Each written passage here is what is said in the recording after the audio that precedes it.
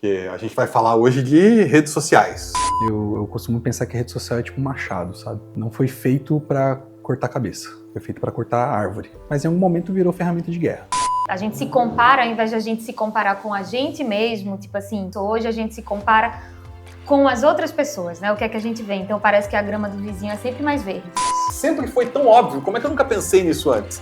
É óbvio que é viciante e que é viciante de propósito.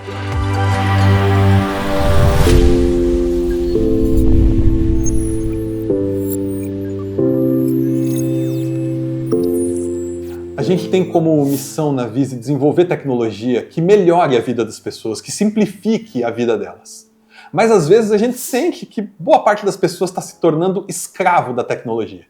A gente vai bater um papo sobre isso e o tema de hoje é redes sociais. Vamos lá? Sabe o que eu estava pensando aqui? Eu lembrei de uma história agora. Vai parecer que eu preparei antes, mas eu lembrei realmente agora. O Santos Dumont. Santos pensei Dumont, nisso também. que todo mundo sabe que é o inventor do avião e não os irmãos Wright. Tem uma história que conta que ele já, no final da vida, né, ele estava depressivo e tudo, e ele foi para o litoral paulista e ele viu aviões sendo usados na guerra, na Revolução de 32. Acho que era isso a história. E que isso fez muito mal para ele. Assim, ficou muito mal de ver os aviões, que é a invenção dele e tal, sendo usadas como máquinas de morte. Uhum. E tecnologia é ferramenta, tecnologia é um troço amoral. Sim. O prêmio Nobel nasceu assim, sabia? É mesmo? O Alfred Nobel criou a dinamite para químico, estava estudando, então, para o progresso da ciência. E a ideia depois era usar isso aí para fazer coisa. A dinamite tornou possível construir túneis em lugares onde antes era impossível, a mineração e tudo mais. Então. E aí, quando ele viu o invento dele sendo usado para a guerra, ele se sentiu em dívida com a humanidade. Também estou tirando essa história das minhas memórias, não tem uma referência, pode não ser exatamente isso e tal, mas aí ele criou o prêmio Nobel como uma maneira de tentar devolver um pouco do dinheiro que tinha ganho, fazer algum bem com isso. Né? E isso que a gente tem na mão, a tecnologia, o digital, o celular, a internet, né? É ferramenta também. Né? Pode ser bom, pode ser ruim. A gente tem que ter essa cabeça de olhar o cinza, né? As coisas não são só preto e branco. Porque a gente vai falar hoje de redes sociais. Né? Vocês estudaram o assunto aí e tal. E redes sociais é um negócio maravilhoso, fantástico. Eu tenho contato com os meus amigos de ensino médio. Eu fiz ensino médio em Petrópolis, no Rio de Janeiro, no internato. De que outro jeito eu teria contato com esse pessoal? Graças às redes sociais que você tem. Redes sociais é um negócio... Quando você ouve o Zuckerberg contando a história do começo do Facebook, é bonito de ouvir. Sim. É legal. Então. É uma comparação meio besta, mas eu costumo pensar que a rede social é tipo um machado, sabe? Não foi feito pra cortar cabeça, foi feito pra cortar árvore. Mas em algum momento virou ferramenta de guerra, sabe? E o impacto é grande. É grande o impacto? Eu acho que é, cara. Faz mal mesmo? Me parece que sim. Alguns estudos apontam que sim, né? É difícil traçar uma correlação direta com os malefícios das redes sociais com as coisas que têm acontecido ultimamente, porque você não tem como provar que necessariamente as coisas como ansiedade e depressão aumentando dentro do grupo jovem é por conta da rede social. Você não tem como fazer essa correlação direta. Mas os números apontam que começou a rede social, essas coisas começaram a piorar na comunidade mais jovem, né? Então, eu acho que impacta bastante. Impacta bastante. Eu tava, segunda-feira agora, conversando com uns amigos lá em casa, e a gente entrou no assunto, e aí a gente ficou, a rede social, a gente gasta muito tempo, porque a gente podia estar fazendo coisas úteis, e a gente foi abrir os celulares, né? Pra ver quanto tempo a gente gastava no celular. E a gente nem percebe quanto tempo que a gente... Nem vê. Aí um amigo meu deu 4 horas e pouco de uso do celular no dia, a outra deu 5 horas e pouco, o meu deu 1h40. Aí eu falei, 1h40 tá abaixo da média brasileira, né?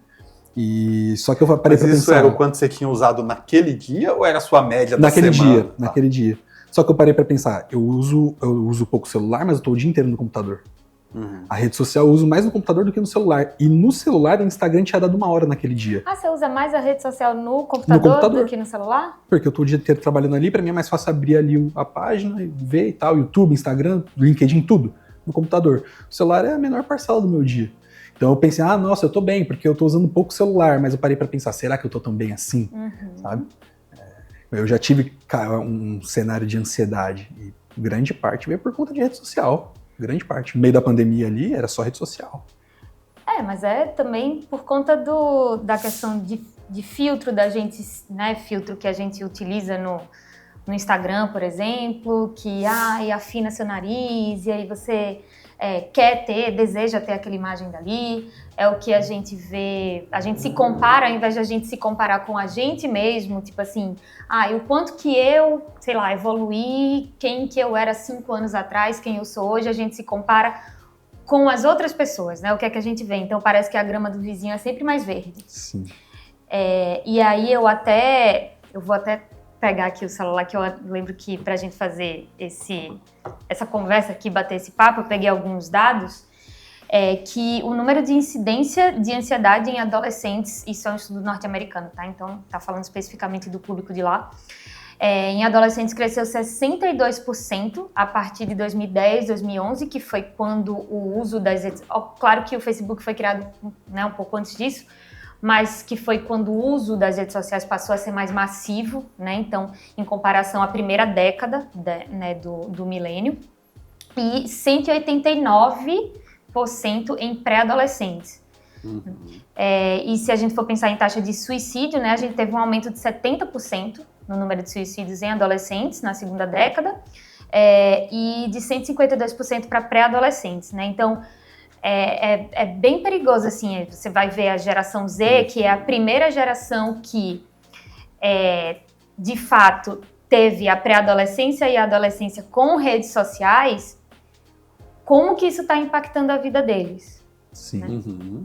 Então, é preocupante, né? A gente precisa colocar realmente atenção nisso, ver o que é que a gente pode fazer, as formas que a gente pode encontrar de ajudar, né? E de intervir mesmo, de fato. É muito louco porque eu cresci numa geração que começou a ter celular na adolescência. Quando o celular realmente... Quando apareceu o touchscreen, eu era adolescente. Então, lá pelos 13, 14 anos, eu tive o primeiro celular ali. Para entrar no ensino médio, porque eu ia para a escola sozinho, meus pais queriam ter contato comigo. Só que eu cresci num ambiente onde eu ia acampar com os amigos, com o pessoal do clube e tudo mais, e eu passava, às vezes, uma semana sem celular e não sentia falta daquilo. E aí, quando me vejo hoje, às vezes dependente de celular para algumas pequenas coisas, eu falo, caraca, eu não era dependente assim antes. Mas eu sou muito menos dependente do que a galera que é um pouco mais nova, que cresceu desde a infância com uma tela na mão, um tablet, um celular, alguma coisa. E dá para ver os impactos disso na forma como as gerações se comportam, né? Então, a galera um pouco da minha geração tem uma dificuldade relativa de se relacionar com outras pessoas. O pessoal que é um pouco mais novo, para mim, já é mais difícil me comunicar com uma pessoa de 20 anos de idade. Porque a forma de se comunicar é completamente diferente, sabe?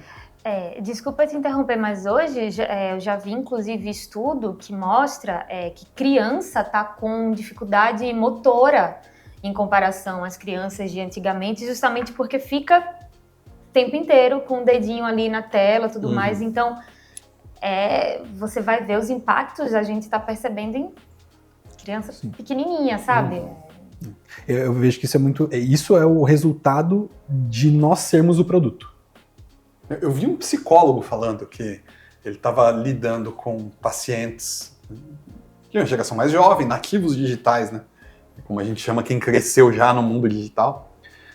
E que é muito comum que o paciente está contando para ele de uma discussão que teve com alguém, de uma conversa que teve com alguém. E ele lá no meio da sessão lembra de perguntar, não, mas espera aí, essa conversa que você teve foi pessoalmente, foi por telefone ou foi pelo WhatsApp? Ah, foi pelo WhatsApp. As pessoas contam da conversa, da discussão que teve, do que a pessoa falou, de que ficou chateada, do tom e etc. Como se estivesse vendo a pessoa assim.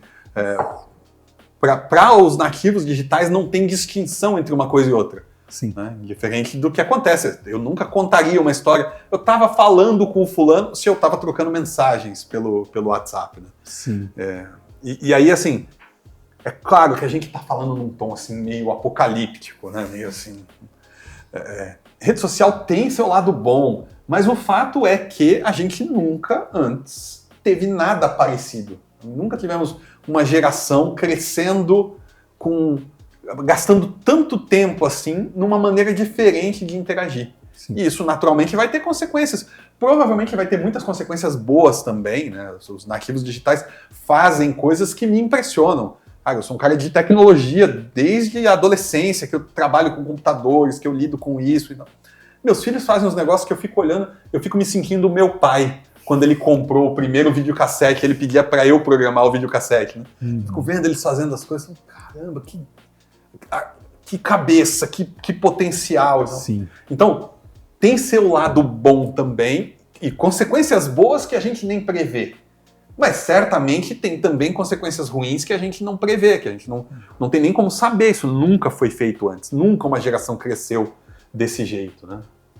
O cérebro humano, ele funciona buscando sempre gastar a menor quantidade de calorias possíveis, né? E quando você tem a rede social como um estímulo rápido, geração de dopamina, eu vejo que as pessoas tendem a buscar isso justamente porque, eu tava pensando, né, falei com a minha esposa, e se a gente tivesse uma rede social que entregasse coisas boas, relevância, conteúdo de qualidade, que não ficasse incentivando você a ficar preso ali o tempo todo? E existe. A rede social, assim, o LinkedIn é um exemplo de uma rede social nesse sentido. E nunca vai fazer tanto sucesso. Mais ou menos. Mas você não vê ninguém postando dancinha no LinkedIn. Por entendeu? enquanto, hein? Olha. O LinkedIn, ele já mudou muito do que eram de uns anos. Mas faz muito menos sucesso por conta do propósito. Porque o propósito não é te entreter. O propósito é te trazer alguma coisa relevante, é te ajudar com alguma coisa profissionalmente, relevante. Né? E a galera não tá afim de estar ali, porque para você se alimentar do que o LinkedIn vai te dar e você ter uma recompensa boa, vai levar um tempo. Você vai ter que pesquisar a pessoa, achar. Mas para você ter uma recompensa de conseguir um emprego por conta do LinkedIn, você vai ter que se inscrever em 100 e tantas vagas, deixar o seu LinkedIn bem organizado, para aí você receber a recompensa. Na rede social que te apenas entretém, a recompensa é muito mais rápida. E isso é muito louco, a recompensa é imediata. Piscou no seu celular, você clica, abre e recebe a recompensa na hora.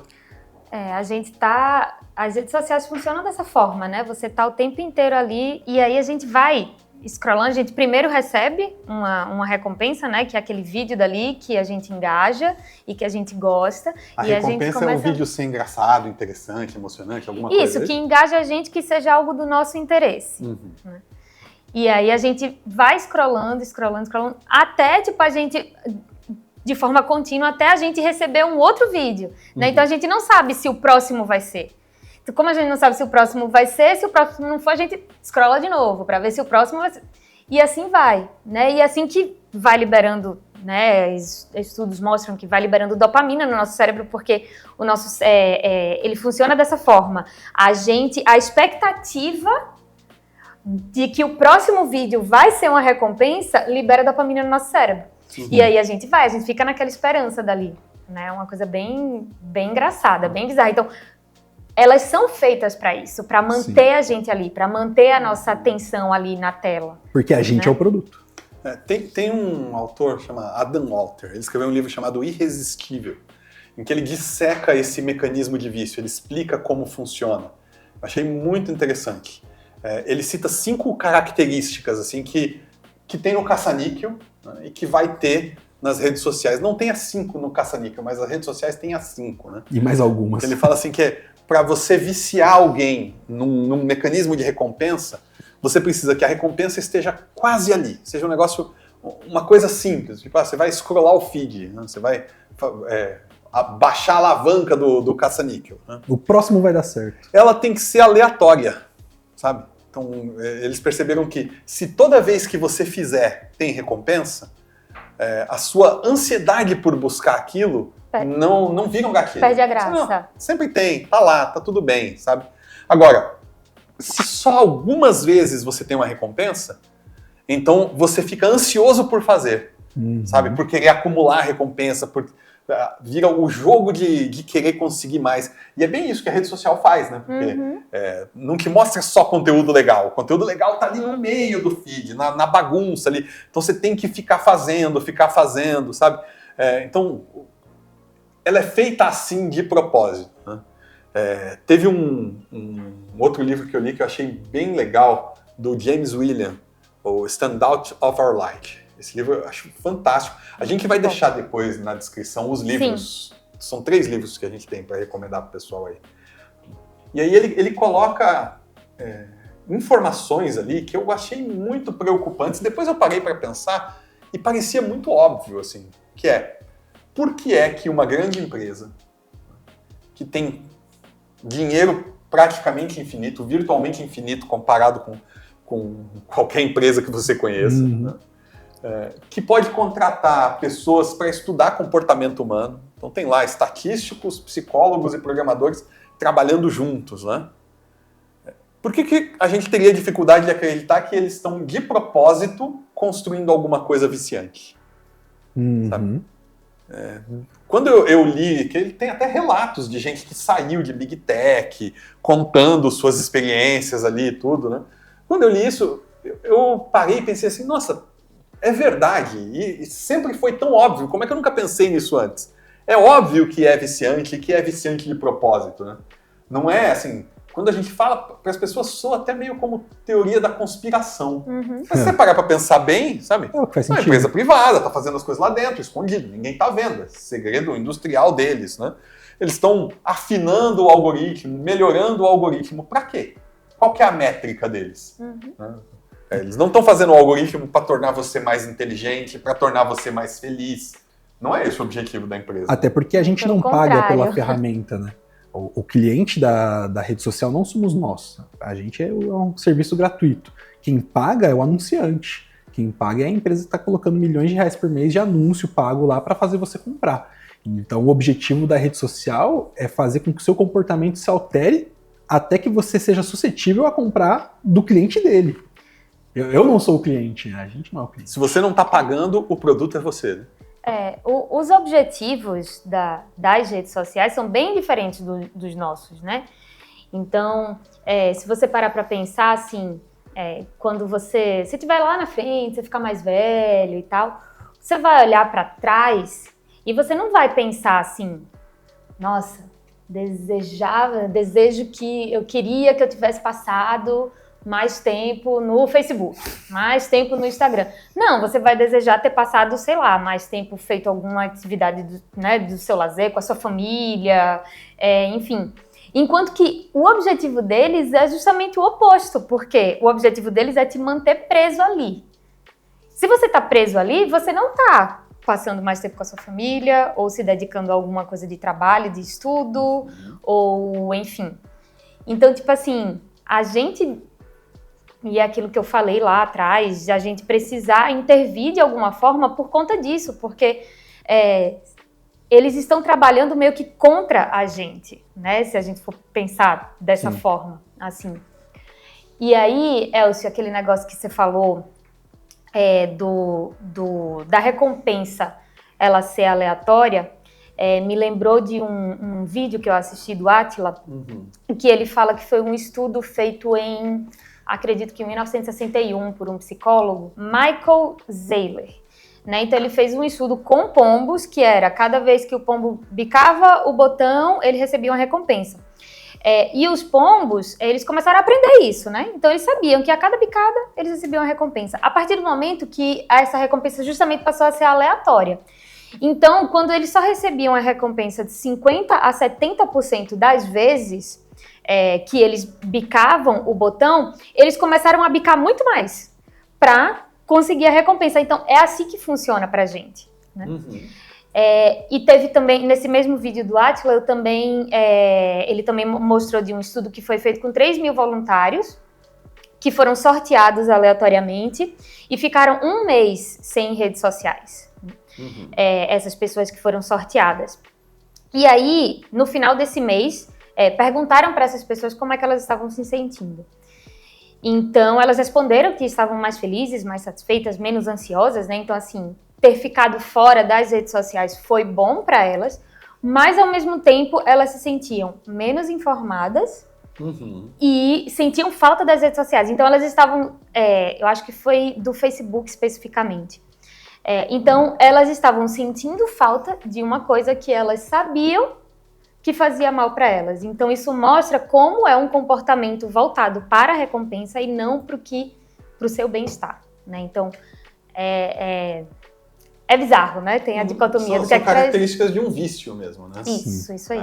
E aí eu nem tô falando de uma patologia, porque de fato tem, né?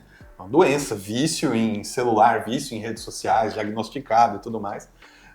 Mas eu sinto que a gente tá todo mundo no caminho do vício, sabe? Talvez não seja patológico, talvez você não esteja doente, mas esse negócio tá te fazendo mal. Eu citei 2 componentes, né? Que a recompensa tem que estar ali muito perto de você, tem que ser um negócio fácil. Tá quase. E você não pode receber toda vez. Aí ele cita outras 3 coisas. A recompensa tem que ser boa, tem que ser um negócio que você goste, claro, senão não vai ser uma recompensa. Tem que existir algum tipo de tensão não resolvida. E aí eu lembrei disso porque você falou disso agora, dessa questão de o sujeito sentir que não está bem informado. É o FOMO. Né? O FOMO existe de propósito. Ele nasceu da abundância de conteúdo. Tem muito mais conteúdo disponível para você ler hoje do que em qualquer época. Eu lembro quando a gente começou a trabalhar com a internet, as pessoas diziam, um jornal de domingo hoje, isso era do tempo que as pessoas liam jornal. Em papel. Jornal de papel, Como faziam os antigos astecas. A minha mulher esses dias ganhou de uma amiga uns abacates, né? E a amiga falou, embrulha no jornal que ele amadurece rápido. E a gente ficou... Minha mãe já falou isso pra mim. Um jornal. Mas lá no tempo do jornal, o pessoal já se assombrava dizendo, um jornal de domingo hoje tem mais informação do que a média do cidadão da Idade Média podia consumir durante a vida. Então, a gente nunca teve tanto acesso à informação, e eu tô falando, sei lá, de 1999, 2000, quando eu comecei a trabalhar com a internet. Então, o FOMO nasceu por acidente. A gente começou a produzir muito conteúdo. Mas as redes sociais viram esse fenômeno e resolveram surfar nele. Tem muito mais conteúdo, mesmo que você siga pouca gente, tem muito mais conteúdo do que você é capaz de consumir. Isso deixa uma tensão não resolvida. Aquele negócio de, olha, eu tô perdendo. O que eu não vi hoje? O que tá acontecendo na vida das pessoas que eu sigo. E a gente se retroalimenta disso. Que quantas vezes um amigo não chegou pra você e falou, pô, você não viu que eu postei tal coisa? Sim. Eu não tenho obrigação nenhuma de ver o que você postou e, inclusive, talvez eu tenha até tentado, mas o algoritmo não entregou. Não ele entregou, quem escolhe, né? Não sou eu. A minha esposa veio, seu amigo de infância vai ser pai. Como é que você sabe disso? Ele postou no Instagram. Não aparece pra mim. Aparece outras coisas, aleatórias e coisa que não me interessa. Alguma coisa ou outra que eu gosto, que é o que me faz rolar pra baixo ali. Não, e é engraçado que essa história de algoritmo polariza mesmo, né?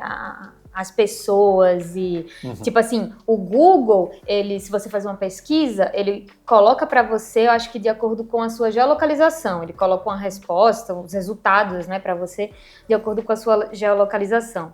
E aí as redes sociais, né, o algoritmo delas vai calculando, né, o tipo de notícia que você gosta, quanto tempo mais você passa em cada post, né, porque o tempo que você passa naquele post dali, eles calculam para ver, é computado para ver, tipo, se você tá interessado naquele tipo de post ali e tal.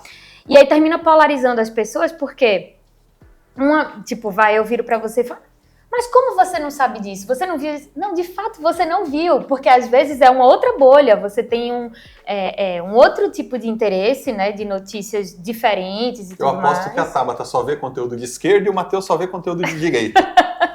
Tipo isso, entendeu? Mas você sabe que eu acho que nem é esse o problema. As pessoas estão muito preocupadas com a polarização.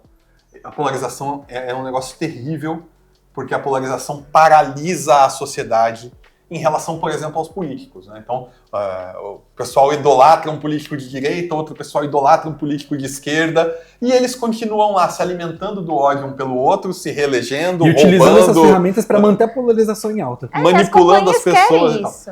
Mas sabe que Eu acho que a polarização é um sintoma, ela não é o problema. A polarização, para mim, e eu não sou filósofo, não sou psicólogo, nada disso, mas para mim a polarização é um sintoma do emburrecimento. Emburrecimento é um termo técnico, super científico. O que as redes sociais fazem? Elas fazem você gastar o seu tempo com informação superficial. Porque seria tão legal, né, viver num mundo em que um sujeito de direita sabe o que está falando. Ele leu, ele estudou, ele leu os livros do pessoal de esquerda, ele entendeu as zonas cinzas, ele entendeu que as coisas não são bem assim. O cara de esquerda também sabe o que está falando, ele leu, ele estudou, ele também leu os livros da direita, ele sabe os pontos fracos e fortes da sua ideia, eles conseguem sentar juntos e conversar. Eu acho que hoje o cara de direita e de esquerda não conseguem sentar juntos e conversar porque eles são torcedores de um time de futebol. Incentivados a serem rasos. Eles foram tornados rasos, sabe? E aí, isso também é efeito colateral. A rede social não deixa você burro de propósito. Então, ele só estava tentando roubar sua atenção. Será? Porque o que acontece? Quando a gente sabe quem a gente é, né, pensando numa forma filosófica da coisa, quando eu sei quem eu sou, qual é a minha identidade, eu sou menos manipulável. Agora, quando eu assumo pra mim a identidade que alguém coloca Mateus. Sobre mim, eu sou mais manipulado por aquela pessoa. Então, o que eu vejo que hoje a gente tem uma polarização enorme, principalmente política nas redes sociais, mas de vários outros assuntos também. E essas pessoas que são extremamente polarizadas são altamente manipuláveis para consumir aquilo que a rede propõe para ela. Eu não sei. Que é? Eu acho que é... Mas traz lucro para as empresas. Esse né? é o ponto.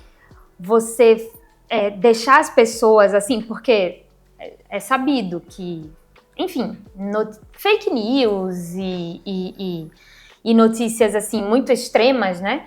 Elas são disseminadas 6 vezes mais rápido do que notícias verdadeiras. Uhum. Né? Porque é o que dizem, né? Tipo, o que é verdade é chato.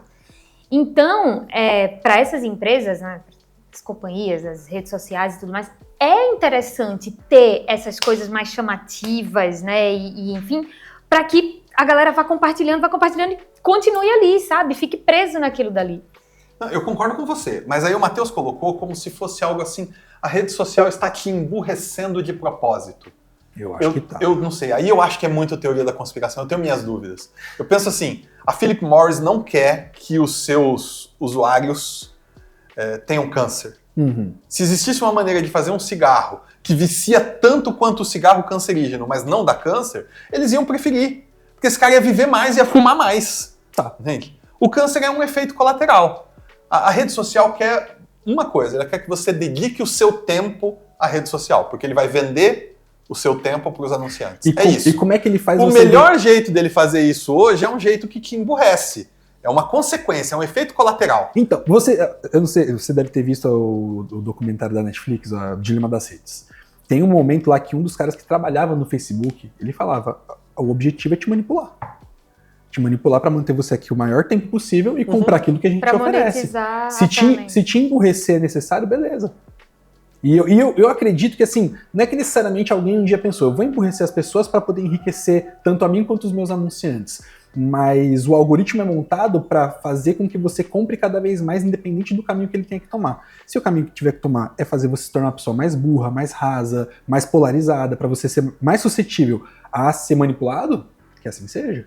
Uhum. Pode ser, eu acho que é isso. Pode ser a causa, né? Pode ser um resultado, né? Mas no final das contas é isso que acontece. Eu acho que é isso. Acontece. Vocês já tiveram vibração fantasma? Já, bastante. Não sabe o que é? Quando você não tá com o seu celular e você não, assim, sente... eu sei o que é, mas eu nunca tive. Nunca teve, Eu já tive. Eu já tive. Hoje eu não uso mais o celular com vibração, nada disso. Eu trabalho numa mesa de escritório, né? Então ele fica ali do lado, se alguém me ligar, eu vejo ele acendendo. E eu desliguei as notificações, tá? Então aí passou a vibração fantasma, mas eu já tive já. É assustador. O dia foi... Eu percebi que tinha algo de errado comigo quando eu não tava com o meu telefone e eu pus a mão no bolso para pegar o telefone porque ele tinha vibrado. Não, ele não pode ter vibrado porque ele não tá aqui. Tem algo errado, alguma coisa de errado tá acontecendo. Algo de errado não está certo. Às vezes eu tô com o telefone no bolso, sinto ele vibrar, quando eu pego não tem notificação nenhuma. tem alguma coisa errada e tá aqui dentro. Mas vocês acham que tem como fazer bom uso dessa tecnologia? Deixa eu dar um exemplo. Alguém parou para pensar e falou, eu vou fazer alguma coisa que seja viciante e que seja bom para as pessoas. E criou o Duolingo. Sabe? Beleza. Aquela corujinha do Duolingo é super passivo-agressiva. Dá medo da corujinha. Quando você fica uns dias sem vê-la, ela te manda umas mensagens mal educadas, assim, né? O Duolingo foi feito para isso. Para que... É claro que não vai ser tão legal quanto olhar o seu feed no Instagram. Mas ele é feito para tentar te incentivar a fazer o negócio ali e usar. Nossa, e o pior é que vicia mesmo. Teve uma vez que eu estava tentando praticar uma língua, que fazia tempo que eu tinha estudado e não praticava, estava achando que estava ficando enferrujada. Entrei, fiquei... Por que uma língua? Que língua é? Francês. E eu lá, e eu não queria parar de fazer. Tipo, completando as tarefinhas, completando as palavras e tudo mais. Aí tem uma hora que eu acho que se você errar, você precisa passar... um tempo lá, não sei se meia hora e tal, tipo... Você perde as gemas lá que precisa pra continuar. Isso. Aí tem que esperar pra continuar fazendo. Nossa, eu não acredito. Ou mano. Compra mais gemas. Ai, que saco. Eu colocava o celular de lado pensando, queria continuar praticando. Mas era, querendo ou não, era uma coisa boa que tava me trazendo conhecimento. Então, eu digo isso porque talvez quem esteja assistindo a gente, nosso público é de gente que trabalha com digital, gente que tá em empresa, que tá, né? E talvez a pessoa vai olhar e falar, poxa, mas então não vamos desenvolver tecnologia mais. É um negócio antiético fazer tecnologia. Sim. Ou parar de desenvolver. Esses três são hipócritas. Pode ter bom uso para isso, né? Tecnologia pode ser um negócio bom, né? Sim, foi o que a gente comentou no começo, né? O machado ele pode cortar a árvore. Não necessariamente é uma coisa muito boa, mas em algum momento foi necessário. E eu voltando lá atrás, quando eu recebi o primeiro celular, foi para a viagem de formatura do ensino fundamental, com um celular onde eu podia me comunicar com os meus pais em outro estado. E para mim aquilo era uma novidade, isso não acontecia antes, sabe? Muito do que eu aprendi do inglês foi jogando com gringos. E o jogo era todo em inglês, né? Então eu tinha que me virar e aprendi muita coisa assim. Então foram ferramentas que, particularmente falando de jogos, são coisas viciantes, mas que me ensinaram alguma coisa. E eu tinha um limite de tempo diário para poder jogar, não podia jogar o dia inteiro. Então eu acabei sendo educado da forma certa em relação a esse tipo de ferramenta, né? Então existe muita coisa boa que as redes sociais principalmente trazem. Você se conectar com as pessoas que estão do outro lado do mundo. Uma coisa acesso à informação. Uma coisa é eu falar que tem ferramenta boa que você poderia usar, instala o Duolingo aí e tal, né? Mas e as redes sociais que foram feitas, vocês estão falando aí, eu concordo, foram feitas para capturar a sua atenção, para fazer você ficar igual um rato de laboratório ali, girando, né, correndo naquele negócio. Tem como fazer um uso seguro delas? Tem como dizer, não, eu tenho Instagram, Facebook, LinkedIn, TikTok, mas eu uso de uma maneira saudável? Olha, no meu caso, primeiro que eu nunca instalei, nunca tive TikTok na minha vida. Acho que é um dos passos, tipo assim, eu já tinha Instagram, já sentia que era uma rede que consumia não boa parte, mas uma parte do meu tempo. Eu pensei, TikTok, não instalei. Deixa pra lá. Eu desinstalei Facebook, desde que eu desinstalei o Facebook, anos atrás, eu praticamente zerei o uso do Facebook. Hoje a única rede social que eu uso, além do WhatsApp, é o Instagram, e eu tirei as notificações do Instagram, não só as notificações do Instagram, como todas as notificações do celular, porque eu uso o Pinterest também para pegar algumas referências às vezes, e eu coloco, o meu celular pelo menos, ele tem um plano que é de você colocar a notificação em horários determinados.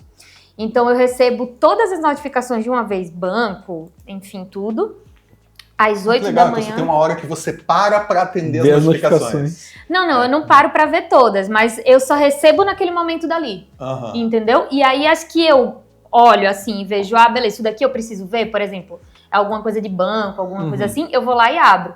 Tem outras que eu nem abro, fica lá. Então, às 8 da manhã e às 18. Tá. Então, assim, nesses 2 horários só que eu recebo notificação. O WhatsApp é o único que eu recebo ao vivo, né? Como é que eu posso dizer? O dia inteiro. O dia inteiro, porque é questão de trabalho, né? Eu recebo muita mensagem de trabalho pelo WhatsApp. Mas eu acho que, assim, a forma mais saudável para você pelo menos começar excluindo alguns aplicativos e tirando as notificações justamente para que, tô ali trabalhando. Se eu ficar o tempo inteiro recebendo notificação e tirando o meu foco do que eu preciso fazer, tem até estudos, né, que mostram que, tipo assim, se você tá lá concentrado, se você perder o foco, você leva, acho que quase 20 minutos, mais de 20 minutos para você voltar à mesma concentração que você estava antes. Então foi a forma que eu encontrei para não deixar esse mundo me consumir, né? Então... Eu sou um cara meio impaciente, então eu entro na rede social e eu já logo quero sair porque eu não aguento ficar muito tempo na mesma coisa, né? Então eu acabo que eu não uso muito a rede social, acabo usando mais por conta do trabalho e tal, mas a minha esposa usava bastante, ela percebeu que estava perdendo muito tempo com isso e ela instalou um aplicativo que bloqueia o uso de um certo aplicativo quando ele é usado por determinado tempo. Então ela determinou lá, o Instagram só pode funcionar 1 hora por dia. E é claro que a hora que você usou por 1 hora, ele bloqueia o aplicativo para você pode entrar na ferramenta e desbloquear a qualquer momento. Só que acho que uma das primeiras etapas para você poder resolver... Isso cria atrito, né? Você se conscientiza, tem que ir lá. Exatamente, você se conscientiza do problema que eu passei 1 hora no Instagram e quero passar mais. E aí todo dia você vai receber, deu 1 hora, vai continuar usando, não vai? Eu acho que é uma forma bacana de você começar a reduzir o seu uso dessa ferramenta, né? Esse negócio de criar atrito faz muita diferença, sabe? A rede social tá aqui, cara. Você desbloqueia o telefone, vai na home, tá ali a rede social, sabe? Então, eu tentei criar atrito. Eu desativei as notificações, todas, né? Eu tenho notificação ativada do Telegram e do WhatsApp, que é onde as pessoas falam comigo, e coisa de banco, essas coisas só. E mesmo assim não fica pra vibrar, pra tocar nada, só aparece a notificação. Os outros eu nem vejo a notificação. Alguém me mandou uma mensagem no Instagram, sabe? Não. Mas mesmo as outras, assim, eu criei o hábito de a pessoa me escreveu no WhatsApp. Eu vou responder na hora que eu parar para responder. Você deixa as pessoas serem donos do seu tempo. Isso é comercial, sinto muito. Mas a gente que pode, né? Poxa, eu tô concentrado, eu tô fazendo alguma coisa. Quando foi que eu recebi uma mensagem que se eu não respondesse naquele momento alguém ia morrer? Eu não me lembro de nenhuma, sabe? Sim. Eu termino o que eu tô fazendo. E aí eu paro. Para mim esse dilema não é novo, né? Eu comecei a virar a cabeça quando eu li o David Allen, o Getting Things Done. Foi lá 20 anos atrás, eu acho. Foi quando eu arrumei o meu e-mail, arrumei as notificações, comecei a fazer Pomodoro no trabalho, sabe? E comecei a ver a diferença que fazia, porque eu sempre trabalhei com digital, né? Sempre com internet, então não tinha redes sociais, mas eu tinha ICQ, eu tinha o e-mail. O e-mail aberto, depois o MSN aberto. E-mail já foi uma ferramenta bastante viciante para a galera. Né? Você está denunciando sua idade. Não dá para esconder. Então eu comecei a arrumar as coisas lá e comecei a perceber que, poxa, se eu consigo parar, desligar tudo e me concentrar só numa tarefa, eu faço ela em muito menos tempo. Sobra até mais tempo para eu ler o e-mail ou responder o ICQ depois, sabe? Então comecei a organizar assim lá do começo.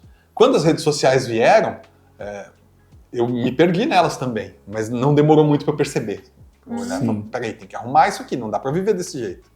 Isso aqui não... E aí eu tô falando de trabalho porque é de onde a gente tira o referencial. A Tabata também citou bastante trabalho, né? Falou, eu tô trabalhando e o negócio tá me atrapalhando e tal. Mas não atrapalha só no trabalho, atrapalha na vida, né? Nas relações pessoais. Em tudo que você for fazer. A gente deixa de viver pra ver o que os outros estão vivendo ou pra postar o que a gente tá vivendo. É um negócio que eu acho... Você que tá assistindo aí, ó, eu acho ridículo, pessoal. Falar pra todas as câmeras, pra você que tá assistindo, pra você que tá assistindo aí. Não faça... O pessoal vai no show, pagou um ingresso pra ver pessoalmente o artista que ele gosta. Aí ele chega lá e fica o show inteiro assim, ó. Assistindo o show pela tela do celular. Você já viu esse artista na tela do seu celular. Centenas de vezes na sua casa. Você já assistiu esse show no celular.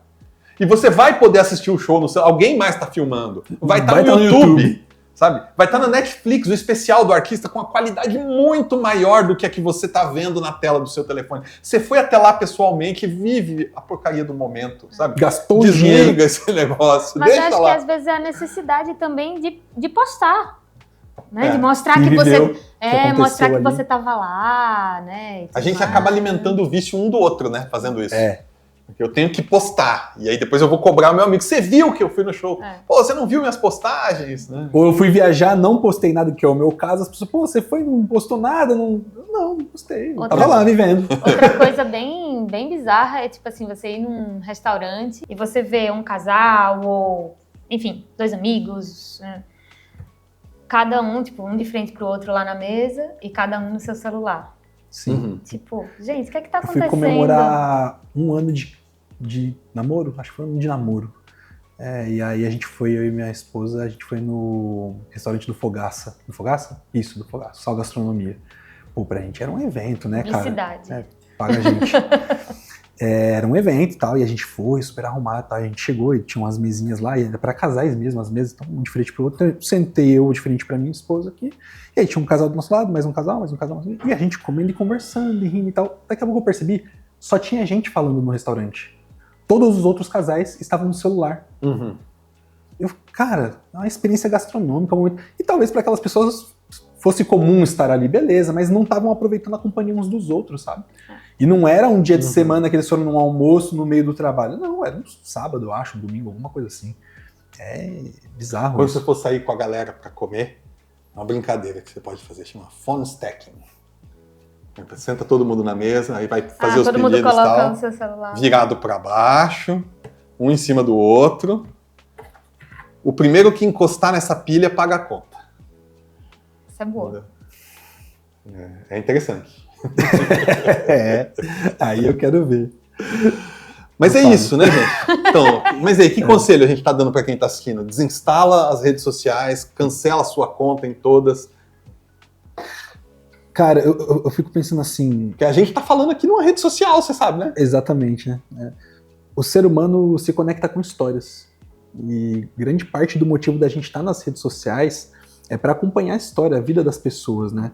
A gente senta para assistir um filme e a gente passa ali 1h30, 2 horas, para às vezes 3, dependendo do filme, porque aquilo, a gente se conecta com aquela história, a gente sente as emoções daquela história, e quando a gente vai para a rede social, isso se potencializa de uma forma muito maior, né? Você está vendo a vida da pessoa acontecendo em tempo real. O conselho é: cuide da sua vida. Olhe para sua vida, veja o que tem de bom na sua vida hoje que você deveria estar aproveitando mais e não está. Cria atrito, reduz o seu contato com as notificações e abre a janela, olha para fora um pouco, tá? Um sol bonito lá e tal. Então terminou esse vídeo? Sai. Não vê outro vídeo, vai aparecer um recomendado. Não clica, sai, vai fazer alguma coisa. Não, se a pessoa for assistir outro vídeo da Vise, se for aí eu acho que não é a hora de aplicar o conselho. Pode assistir mais, pode assistir os da Vise aí. Algum conselho para quem está assistindo? Eu acho que é esse que, pelo menos eu senti que me ajudou bastante, é tirar notificação. Se você puder excluir, inclusive, porque você comentou que você, pelo menos no meu caso, me ajudou, porque eu não costumo mexer nas redes sociais, a não ser que seja o LinkedIn, no computador. Então, tipo assim, eu parei aqui e vou olhar o Instagram. Eu pego o celular, apesar de eu ter um Instagram logado no meu computador, sim, eu pego o celular e olho o Instagram no celular. Então, acho que se você puder excluir, isso já ajuda bastante, tirar notificação. E eu acho que é isso, assim, se conscientizar, tomar essas atitudes, até mesmo que a Bia, né, fez, de limitar o tempo, baixar um aplicativo que limita o tempo numa determinada rede social. Enfim, eu acho que é importante a gente ter consciência de que isso está engolindo a gente e como que a gente pode reduzir e fazer melhor uso, né, dessas redes. Meu conselho para as pessoas é não viver no piloto automático. Fazer pausas. Eu faço isso uma vez por semana. E isso não mudou completamente a minha vida. Eu ainda tenho defeitos, vícios, problemas, coisas com as quais eu sofro. Mas pelo menos eu sei que as tenho, sabe? Não, a pior coisa que tem é quando a pessoa entra num comportamento automático e depois de um tempo ela para. Nossa, eu tô viciado nesse negócio. Nossa, isso aqui tá prejudicando a minha vida. Então, uma vez por semana, eu paro as minhas atividades para fazer autoanálise, para olhar para a minha vida, para olhar para como foi a semana e para dizer, eu tô no caminho certo, sabe? Seja protagonista da sua vida. Não sofra o processo. Conduza o processo. Com redes sociais, a mesma coisa, sabe? Você pode ter LinkedIn, Instagram, Facebook, TikTok, Pinterest, qual mais? Bicho, aí... Tem o Threads, Twitter, todos esses aí. Você pode ter todos eles. É o X. Você pode olhar para sua vida e dizer, não, na minha vida não cabe, vou desinstalar todos. Pode ser. Você pode ter todos e fazer um uso racional de todos eles? Pode. Você não vai conseguir se for no piloto automático. Você precisa parar, olhar, pensar, avaliar e fazer isso de tempos em tempos. Uhum. Sim. É uma ferramenta de trabalho poderosa, mas tem que tomar cuidado. É isso? É isso aí. Temos um programa? E aí, gostou desse vídeo? Curtiu o bate-papo? É o primeiro vídeo que a gente faz nesse formato assim. Deixa seu comentário aí, deixa a gente saber o que você achou, se a gente deveria produzir outros dessa maneira. Valeu!